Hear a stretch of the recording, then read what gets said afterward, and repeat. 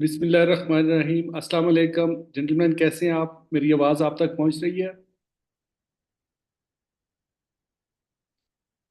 जी, मुझे ज़रा kindly inform करें, मुझे फीडबैक दें कि मेरी आवाज़ आप तक पहुंच रही है।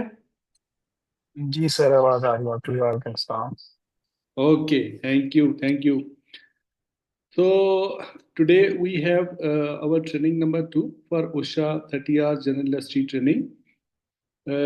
आज हमारा जो कल का हमारा जो सेशन था वो unfortunately due to some reasons वो नहीं हो सका। तो इसलिए आज हम अपना सेकंड जो मॉड्यूल है या सेकंड हमारी जो ट्रेनिंग है उसको हम कंप्लीट करेंगे। और आई होप कि आप लोग फ्रेश होंगे, सब खैरियत से होंगे और अपनी अपनी जॉब पे अपनी अपनी एक्टिविटीज़ में डिटरमिन होंगे इंशाल्लाह ताला। ज़हनी तौर पे भी आप ट्रेनिंग के लिए फ्रेश होंगे इंशाल्लाह ताला। सो जेंटलमैन, सबसे पहले हम अपना जो एजेंडा है उसको डिस्कस कर लेते हैं। आज का जो हमारा एजेंडा पॉइंट है, आज की जो हमारी ट्रेनिंग है, इसमें हमने क्या सीखना है। हमारे जो एजेंडा पॉइंट्स हैं कुछ इस तरह है। नंबर वन, जो हमारा कुछ वॉकिंग एंड वर्किंग सर्फेसिस का पोर्शन रह गया था उस दिन, उसको हम क्विकली रिव्यू करेंगे। एंड देन सेकंड पॉइंट हमारा होगा जिस पे हमने डिस्कस करना है exit exit routes, emergency action plans and fire prevention. Basically emergency action plans की जो अहमियत है वो किसी भी इमरजेंसी को कैटर करने के लिए किसी भी वर्क प्लेस के अंदर it is very very important. तो इसको हम आज डिटेल से डिस्कस करेंगे। उसके बाद जो हमारा आज का जो मोस्ट इम्पोर्टेंट सेगमेंट है आज की ट्रेनिंग का, that is how to cite the OSHA standards, how to reference the OSHA standards. इसकी ब्रीफिंग मैं आपको दूंगा कि आपको मतलब अगर किसी भी मतलब कोई ऐसी चीज़ जिसको आप उषा स्टैंडर्ड्स के साथ साइट करना चाहें, रेफरेंस करना चाहें, या उस एक्टिविटी के बारे में या उस इवेंट के बारे में या उस चीज़ के बारे में उषा का स्टैंडर्ड जानना चाहें, तो वो कैसे जानेंगे आप? मतलब कोई एक्टिविटी है, कोई इवेंट है या कोई चीज़ है जिसके बारे में आप ये जानना चाह रहे हैं कि इसके बारे में जो ओशा का स्टैंडर्ड है वो कौन सा है और वो क्या बताता है इस बारे में, ओशा का क्या स्टैंडर्ड है। तो इसको रेफरेंस करने का मेथड जो है वो हम डिस्कस करेंगे, जो कि बहुत इम्पोर्टेंट है हेल्थ एंड सेफ्टी प्रोफेशनल्स के लिए, खासकर जब वो रिपोर्ट्स वगैरह बनाते हैं या अपनी मैनेजमेंट को कन्विंस करते हैं स्टैंडर्ड्स के बारे में।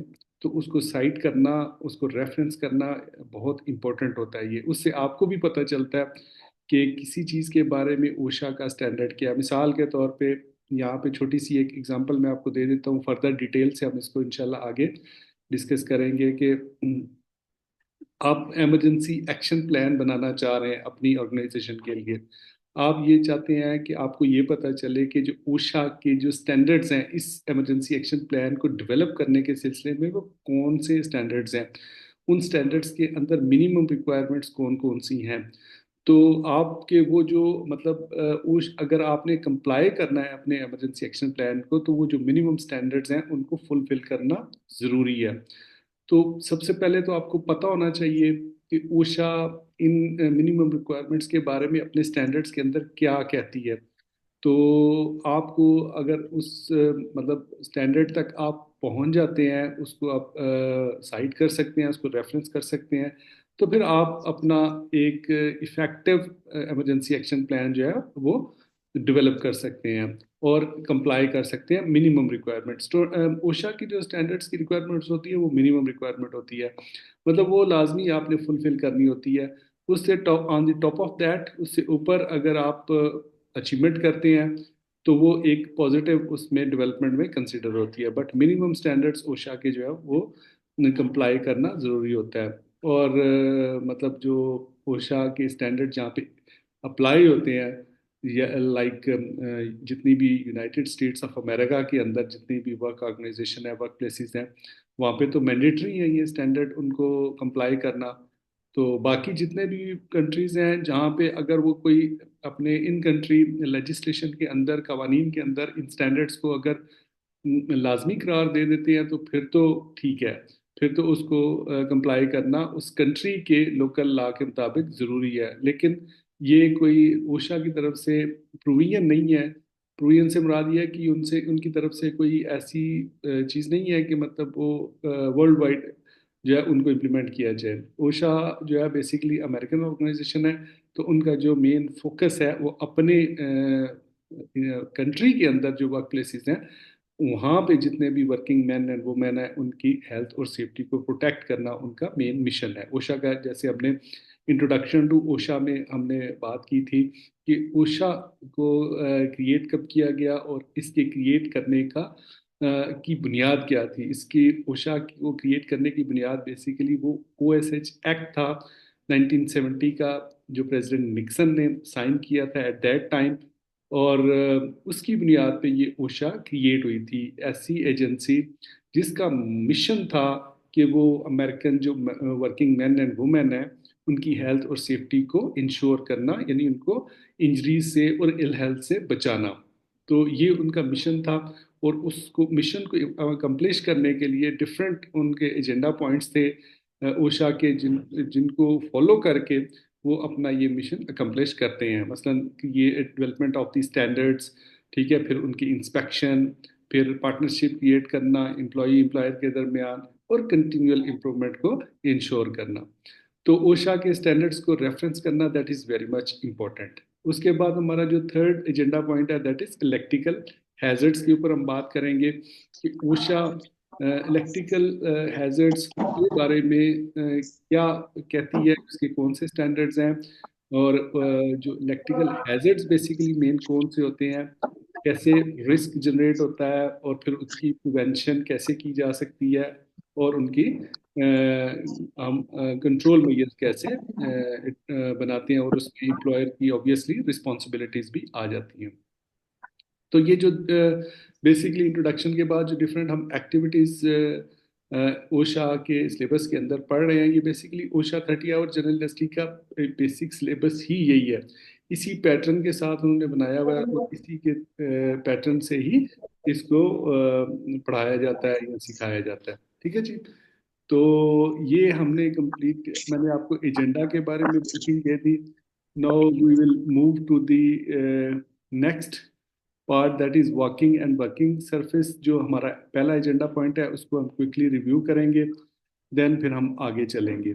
अच्छा, उससे आगे बढ़ने से पहले यहाँ तक या जो प्रीवियस सेशन हमने डिस्कस किया था उस बारे में किसी किस्म का कोई क्वेश्चन है किसी का?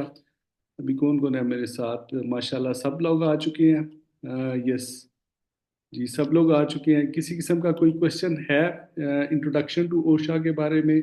वर्किंग एंड वर्किंग सर्विसेज को तो हम ऑलरेडी पहले डिस्कस कर चुके हैं। आज तो हमने इसको क्विकली रिव्यू करना है। या एलएमएस के ऊपर ट्रेनिंग को एक्सेस करने के हवाले से किसी का कोई क्वेश्चन, या क्लास की कंडक्ट के हवाले से कोई क्वेश्चन, जो या एग्जाम की जो ब्रीफिंग मैंने आपको दी थी उसके हवाले से अगर कोई क्वेश्चन हो तो काइंडली आप अपने जहन में फ्रेम करें वो क्वेश्चन और मुझसे पूछें। वैसे मैं आपसे टाइम टू टाइम पूछता रहता हूँ कि अगर कोई क्वेश्चन है तो आप पूछ लें, बट ये है कि आपके जहन में भी जब भी कोई क्वेश्चन आए तो काइंडली मुझे स्टॉप करें, रेज हैंड करें और पूछें, ठीक है, ताकि क्लैरिफिकेशन हो और किसी किस्म की कंफ्यूजन ना हो हमारी इस ट्रेनिंग के दौरान में, कि कोई लर्नर ये ना कहे कि मुझे इस चीज़ का पता नहीं था, मुझे ये बताया नहीं गया। तो इसलिए काइंडली आप जब भी आपके जहन में क्वेश्चन आए तो आप उसको ज़रूर पूछें। ठीक है जी। अब मैं इसको स्टॉप शेयर करता हूँ, मैं आपसे दूसरी स्क्रीन शेयर करता हूँ। अच्छा, इसी के अंदर ही मेरा ख्याल है आ जाए। अच्छा, yes, working and working surface की स्लाइड अभी आपको मेरा ख्याल है डिस्प्ले हो रही होगी, ये ज़रूरत नहीं है उसको मेरा ख्याल है स्टॉप करने की, रिकॉर्डिंग पे चल रही है। ये जो एलएमएस है उसके अंदर कुछ लोगों ने रजिस्टर किया है, और वो जितनी भी रिकॉर्डिंग्स हैं, प्रेजेंटेशंस हैं, बाकी जो मटेरियल है, इवन आपके जो क्विजेज होंगे वो भी उसके अंदर मौजूद होंगे। आपको टाइम मिलेगा उसको करने का, उसको मतलब कंडक्ट करने का। तो इसलिए उसमें जो रह गए हैं वो भी लाजमी रजिस्टर कर लें, ताकि वो ये मटेरियल उनके लिए एक्सेसिबल हो एनी टाइम। वो किसी अगर कोई क्लास का कोई पोर्शन मिस हो गया तो उसको रिकॉर्डिंग को रिव्यू कर सकें, उसको दोबारा चला के देख लें, सुन लें और समझ लें। ठीक है। तो वॉकिंग एंड वर्किंग सरफेस जो हमारा प्रॉपर जो पहला टॉपिक था आफ्टर इंट्रोडक्शन, जिस पे हमने बात की थी, बेसिकली हम इसको क्विकली रिव्यू करेंगे। इसमें मेन जो हमने डिफाइन किया था कि वॉकिंग एंड वर्किंग सरफेस कौन सी क्या होती है। ओशा इसके बारे में क्या कहती है? तो ओशा कहती है कि ऐसी सतह है जिस पे आप चलते हैं या आप काम करते हैं। वो ग्राउंड लेवल की सतह भी हो सकती है, वो हाइट पे भी कोई सरफेस या सतह हो सकती है। ठीक है।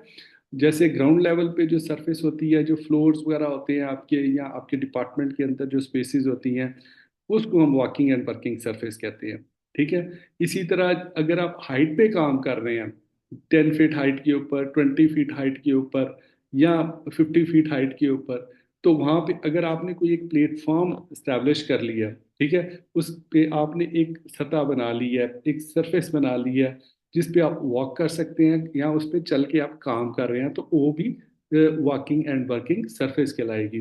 कोई कोई सतह स्पेसिफिक जो है वॉक करने के लिए होती है, मसलन अगर आप कॉरिडोर में टहल रहे हैं तो वो वॉक करने के लिए होती है। कुछ सर्फेसिस ऐसी होती हैं जहाँ पे आपने काम करना होता है, मसलन आपकी मशीन्स जहाँ पे पड़ी हैं, वर्कर्स जहाँ पे एक्चुअली कोई काम कर रहे हैं, कोई लोडिंग अनलोडिंग हो रही है, कोई मैन्युफैक्चरिंग हो रही है, कहीं पे ऑपरेशन हो रहा है किसी भी एक्टिविटी का, कोई प्रोसेस हो रहा है, तो वो उसको वर्किंग सरफेस कहते हैं। ठीक है ना।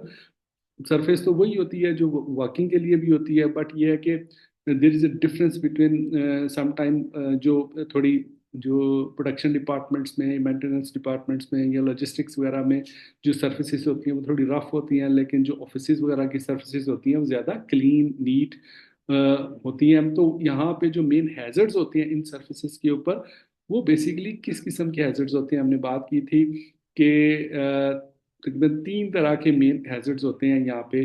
जैसे स्लिप ट्रिप्स एंड फॉल्स है, मतलब अगर आपकी सरफेस जो है वो प्रॉपरली मेंटेन नहीं है, उसके ऊपर कोई लिक्विड है या स्लिपरी है, तो उस पर आप स्लिप हो सकते हैं। अगर उसके ऊपर कोई ऑब्स्ट्रक्शन है, कोई रास्ते में कोई चीज़ पड़ी है, कोई पत्थर पड़ा है, कोई केबल जो है वो रैंडमली पड़ी है वहाँ पे, कोई और मतलब कोई कार्टन पड़ा है, कोई लकड़ी पड़ी है, कोई चीज़ भी पड़ी है, तो उससे आप ट्रिप हो सकते हैं और ऑब्वियसली आप फॉल हो जाएंगे। ठीक है। तो फॉल आप सेम लेवल पे भी हो सकते हैं। अगर आप हाइट पे काम कर रहे हैं, अगर उस सरफेस से आप स्लिप हुए हैं या ट्रिप हुए हैं, तो आप जब फॉल करेंगे तो ग्राउंड लेवल पे जब आएंगे तो वो ज़्यादा सीवियर इंजरी होती है। तो slip trips and falls basically working surfaces की इंजरीज होती हैं। और इसमें हमने कुछ मतलब वर्किंग एंड वर्किंग सर्फेसिस के हैजर्ड्स को आइडेंटिफाई करने के बाद हमने फिर थोड़ी सी बात की थी कि इसको कैसे हम मेंटेन रख सकते हैं अपनी सरफेस को, जिसमें कुछ हमने ह्यूमन फैक्टर्स का भी डिस्कस किया था कि इनमें ह्यूमन फैक्टर्स को आइडेंटिफाई करना बहुत ज़रूरी है। जब भी आप वॉकिंग एंड वर्किंग सरफेस की रिस्क असेसमेंट करते हैं, तो उस पर चलने वाले जो लोग हैं उनकी एज, उनकी फटीग लेवल, उनका इनएक्टिवनेस का लेवल, और या मतलब आई साइट उनकी वीक है, इन अप्रोप्रिएट फुटवियर अगर उन्होंने पहने हुए हैं, तो इन फैक्टर्स को आप जहन में रखते हैं। तब आप उसकी रिस्क असेसमेंट करते हैं, उन हैजर्ड्स को आइडेंटिफाई करते हैं, एंड देन कंट्रोल मेजर्स अपने इस्टेब्लिश करते हैं। फिर हमने बात की थी different categories of the walking and working surfaces, जिसमें हमने बताया था कि डिफरेंट कैटेगरीज ओशा ने डिफाइन की हुई हैं वॉकिंग एंड वर्किंग सर्फेसेज की। लाइक अगर कंटेमिनेंट्स पड़े हुए हैं किसी सरफेस के ऊपर, चाहे वो ग्राउंड लेवल की सरफेस है, चाहे वो हाइट की सरफेस है, उसमें अगर कोई लाइक वाटर है, ग्रीस है, क्लीनिंग प्रोडक्ट्स हैं, स्पिल्ड आइटम्स हैं, sand floor, highly polished surfaces etcetera, marble, ceramics वगैरह, तो ये कंटेमिनेशन होती है जो कि आपकी सतह के ऊपर, सरफेस के ऊपर मौजूद होती है, जिससे ट्रिपिंग हो सकती है, स्लिपिंग भी हो सकती है, और ऑब्वियसली फॉल हो जाता है और उससे आपको इंजरी होती है। तो इसी तरह दूसरी कैटेगरी में हमने बात की थी कि सरफेस के ऊपर इरेगुलरिटीज, इंडोर इरेगुलरिटीज भी हो सकती हैं, आउटडोर इरेगुलरिटीज भी हो सकती हैं। इंडोर जैसे आपके जो ऑफिस के अंदर के एरियाज हैं या डिपार्टमेंट्स के अंदर के एरियाज हैं, एक होते हैं हॉल्स, होते हैं बाहर के एरियाज, होते हैं आउटडोर आपके लॉन्स वगैरह होते हैं, एक होते हैं इंडोर। तो इंडोर सर्विसेज की अपनी एक इरेगुलरिटीज हो सकती हैं, आउटडोर सर्विसेज की अपनी इरेगुलरिटीज हो सकती हैं। तो ये दोनों हमने डिस्कस की थी कि इनमें क्या क्या मसाइल हो सकते हैं। इसके अलावा सरफेस के ऊपर स्नो एंड आइस आ सकती है, ठीक है, इससे इंजरीज हो सकती हैं, स्लिप ट्रिप्स, फॉल्स इससे भी हो सकते हैं। तो ये अमूमन उन एरियाज में जहाँ पे स्नो फॉलिंग होती है, उन एरियाज में इस तरह की सर्फेसेस आम देखने में पाई जाती हैं, ठीक है।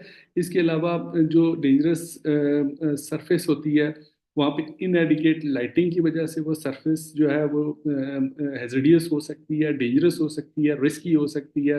अगर लाइटिंग वहाँ पे अप्रोप्रिएट नहीं है तो वो सरफेस डेंजरस हो सकती है। इसके अलावा स्टेयर्स एंड रेल्स, अगर वहाँ पे उस सरफेस के ऊपर अगर कोई सीढ़ियाँ हैं या कोई रेल वगैरह का स्ट्रक्चर वहाँ पे मौजूद है, या अनइवन स्टेयर्स हैं, तो वो भी सरफेस हेजर्डियस होगी, यानी वहाँ पे इंजरीज होने का चांस होगा। तो उसको ये एक hazardous category of the surface है। इसके बाद लैडर्स एंड स्टेप टूल्स अगर किसी सरफेस पे पड़े हुए हैं, तो अगर वो फिक्स नहीं है ग्राउंड के साथ, उनका बैलेंस ठीक नहीं है, तो उससे भी वो सरफेस हेजर्डियस हो जाती है।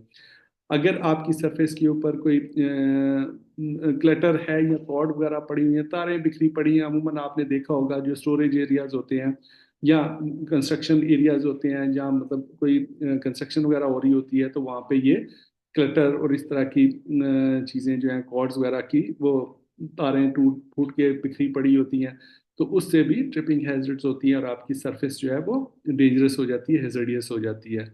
इसी तरह improper use of floor mats, अगर अपने इंडोर, जैसे ये जो हमने इंडोर सरफेस इरेगुलरिटीज की बात की थी, उसमें ये भी पॉइंट आता है कि अगर आपने फ्लोर मैट्स जो यूज करते हैं आप अपने उस सरफेस को स्लिपिंग से बचाने के लिए, या अमूमन फ्लोर मैट्स यूज किए जाते हैं, लिक्विड स्पिल हो वहाँ पे तो वो स्लिपरी हो जाती है सरफेस, जैसे मार्बल फ्लोरिंग है आपकी, जो इनसाइड आपकी स्पेसिस होती हैं, सरफेसेस होती हैं ऑफिस के अंदर, तो वहाँ पे अगर आपने मैट्स जो हैं वो प्रॉपर यूज नहीं किए, इम्प्रॉपर मैट्स हैं, डैमेज्ड हैं, या मतलब और उनमें कोई फॉल्ट है, तो उससे भी वो सरफेस हेजडियस हो जाती है।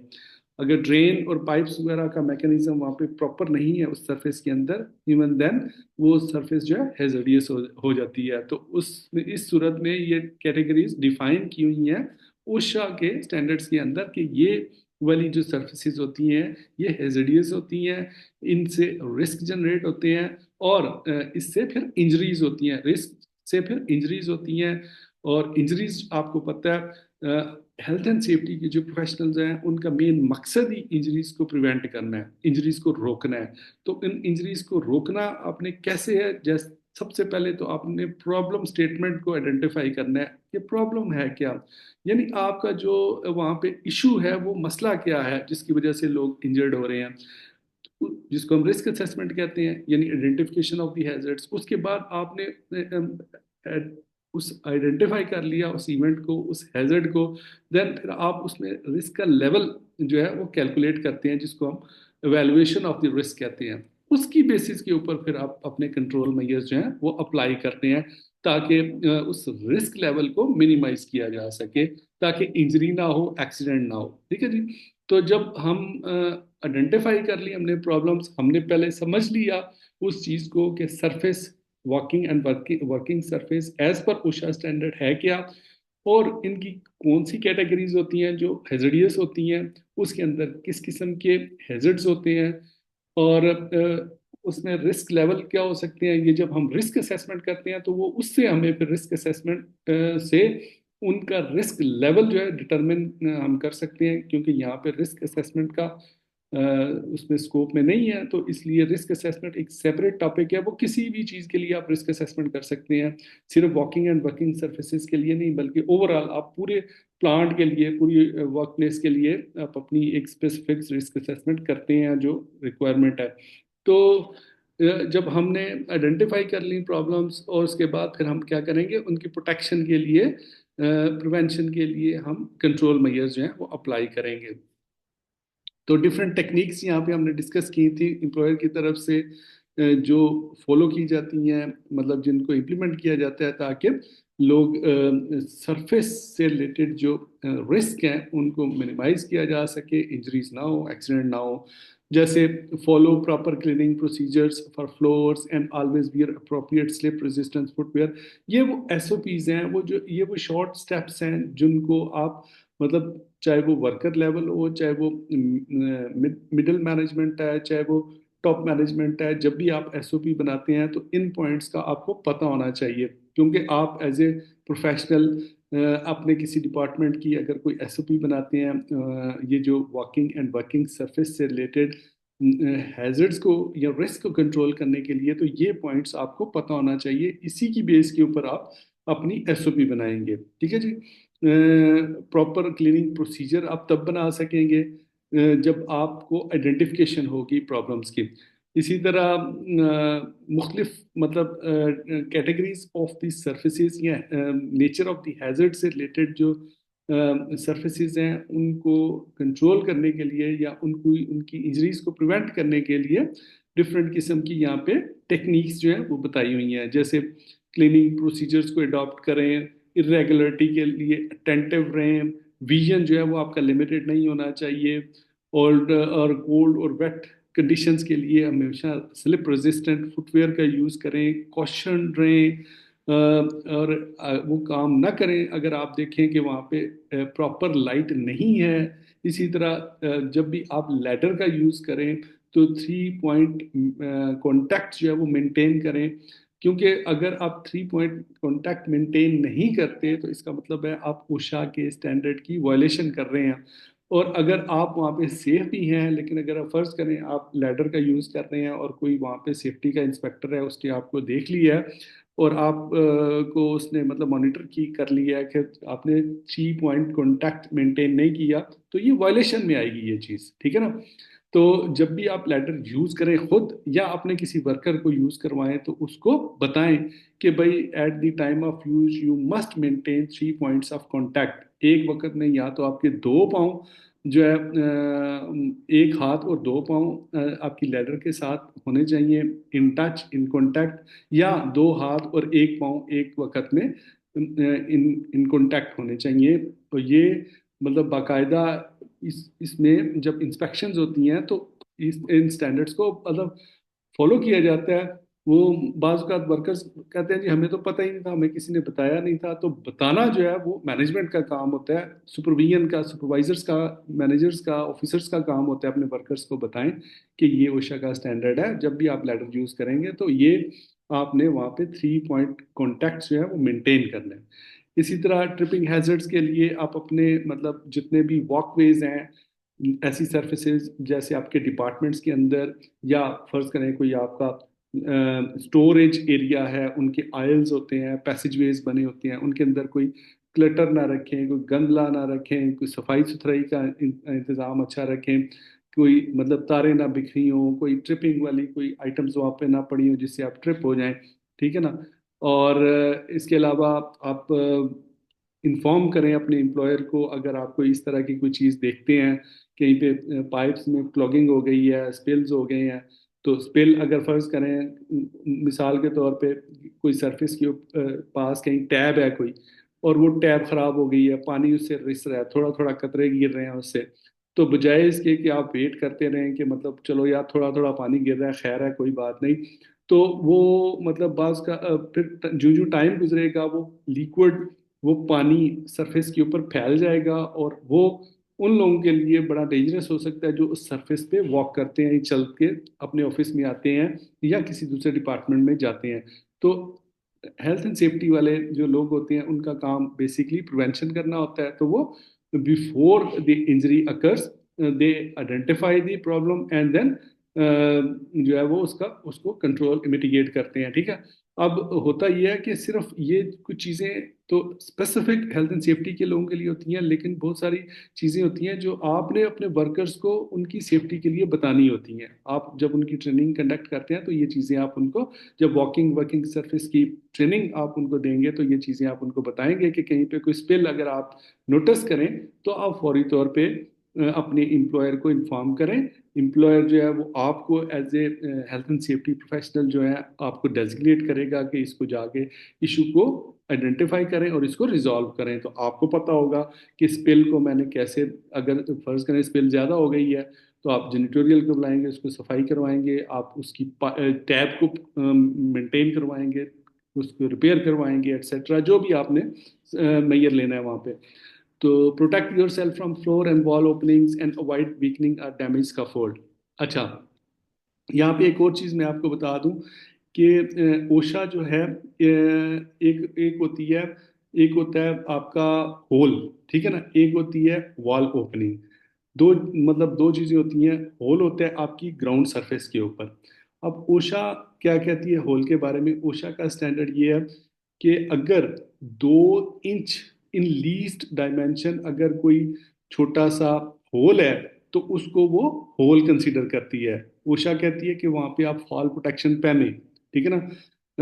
अब एक छोटा सा 2 इंच का कितना होल हो सकता है? उससे तो गिरने का कोई खतरा नहीं, ना उसमें कोई बंदा गिर सकता है। तो उसमें क्या लॉजिक है कि जी 2 इंच अगर लीस्ट डायमेंशन में कोई खड्डा हुआ है, थोड़ा होल पड़ा हुआ है आपकी सरफेस के ऊपर, तो उसको ओशा क्यों होल कंसीडर करती है? उनकी लॉजिक ये है कि इवन कि अगर वो होल छोटा है, 2 इंच कुछ भी नहीं होता, उसमें बंदा नहीं गिर सकता, लेकिन उससे ट्रिपिंग हो सकती है। मतलब आपके पाँव का कोई पोर्शन उससे टकरा के आप ट्रिप हो सकते हैं, जिससे आप गिर सकते हैं, ठीक है ना।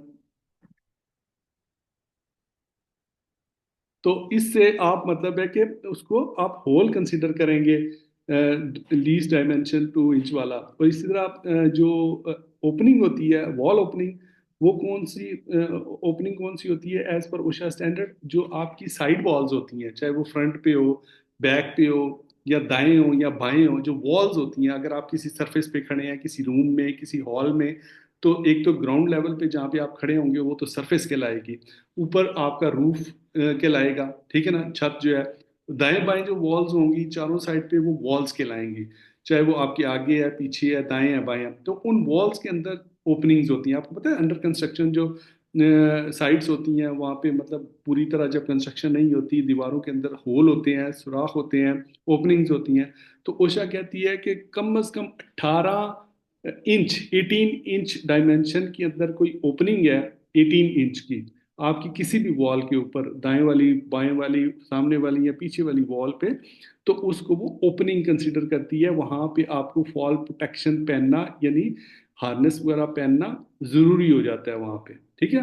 तो 18 इंच मिनिमम डायमेंशन में जो सुराख आपकी दीवार के ऊपर होगा, उसको वो वॉल ओपनिंग कहती है उस शब्द। और 2 इंच लीस्ट डायमेंशन में अगर आपकी ग्राउंड सरफेस के ऊपर कोई होल होगा, कोई सुराख होगा, तो उसको वो होल करार देती है ओशा। मतलब वहां पे फॉल प्रोटेक्शन पहनना जरूरी हो जाता है।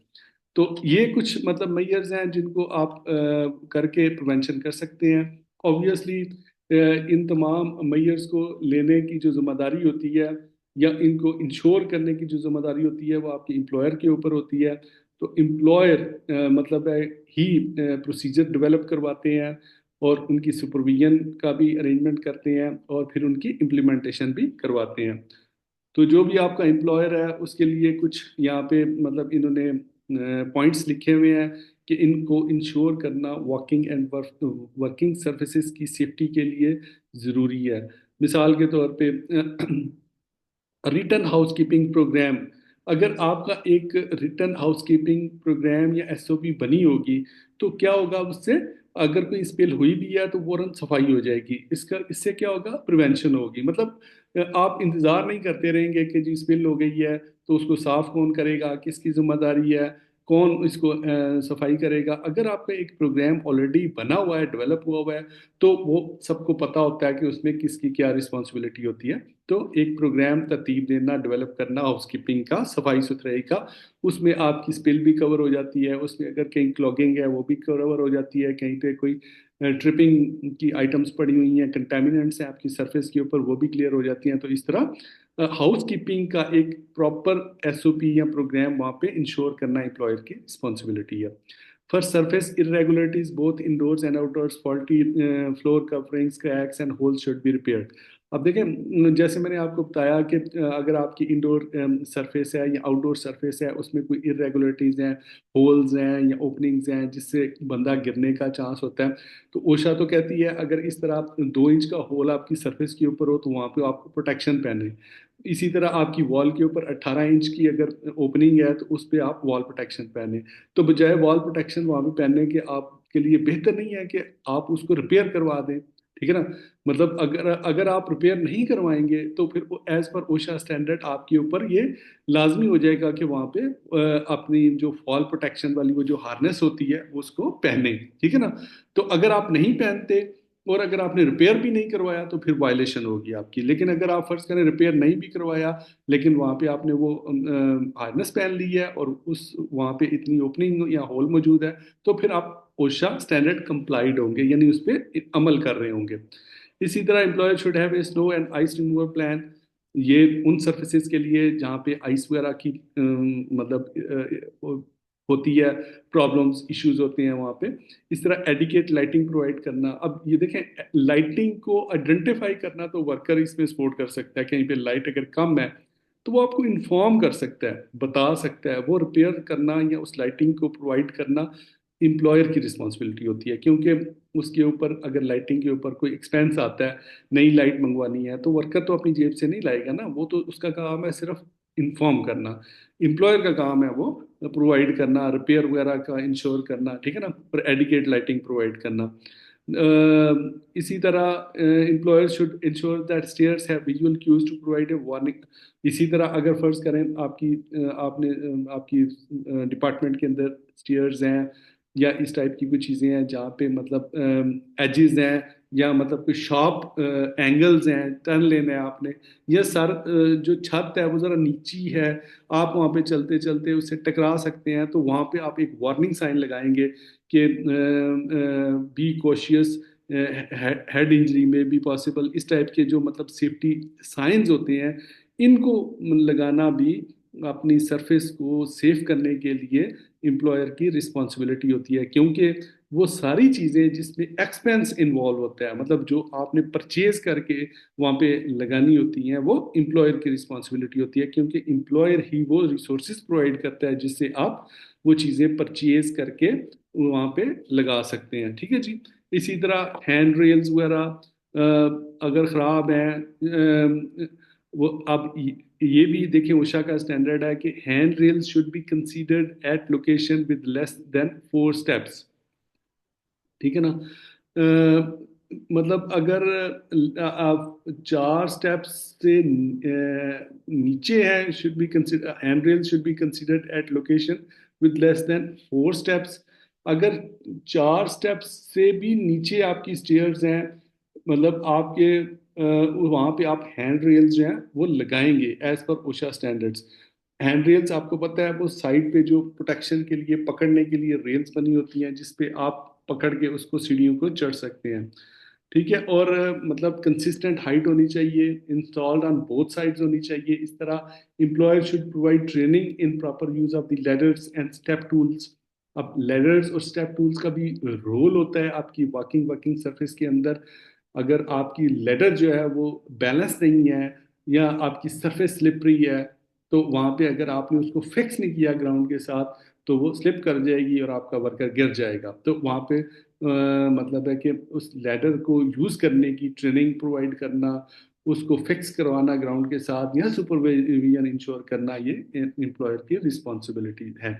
Mat should be provided as needed. अब देखें मैट्स भी प्रिवेंशन के लिए ज़रूरी होती है ना, वॉकिंग वर्किंग सरफेस की जो भी हैजर्डियस सिचुएशन है, इंजरीज से प्रोटेक्ट करने के लिए मैट्स भी ज़रूरी होती हैं। जहाँ पे इंडोर जो इरेगुलरिटीज़ हमने आगे डिस्कस की हैं उसको प्रोटेक्ट करने के लिए मैट्स जो है वो मस्ट होते हैं। तो मैट्स जो है वो परचेज होके ही वहाँ पे लगाए जा सकते हैं ना, वो वर्कर तो खुद से तो नहीं लाएगा, तो इसलिए मैट्स को प्रोवाइड करना भी एम्प्लॉयर की रिस्पॉन्सिबिलिटी होती है। Employer should ensure that drains and regularly अनक्लॉग्ड।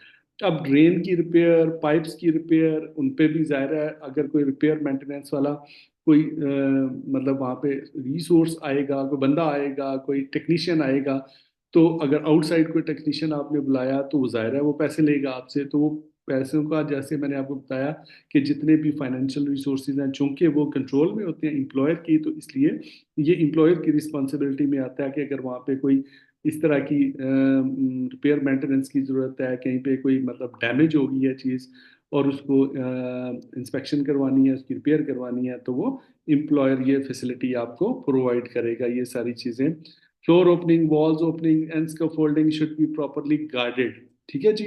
Guarded का क्या मतलब होता है? मतलब अगर फर्ज करें कहीं फ्लोर पे ओपनिंग है, यानी अगर कोई होल है, अगर वॉल पे कोई ओपनिंग है यानी वॉल पे कोई होल है, एंड स्कैफोल्डिंग, और स्कैफोल्डिंग जैसे हाइट, वर्क एट हाइट के लिए आप एक प्लेटफॉर्म यूज करते हैं कंस्ट्रक्शन इंडस्ट्री के अंदर, इसकी बहुत ज्यादा यूटिलाइजेशन होती है स्कैफोल्डिंग की। ठीक है।